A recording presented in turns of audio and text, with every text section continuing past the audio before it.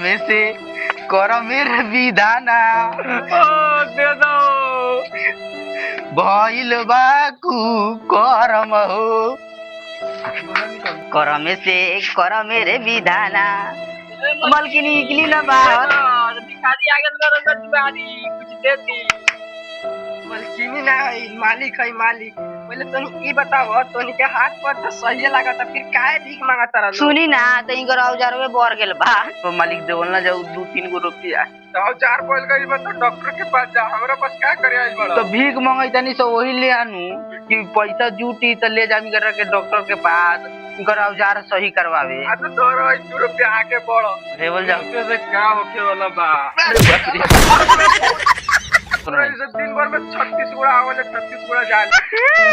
और साला के नाती देवो ना कोलक भिखावा और एक लात मारियो देलक हो बाबू कहां जाओ बाबू कर में से कर मेरे विधाना अब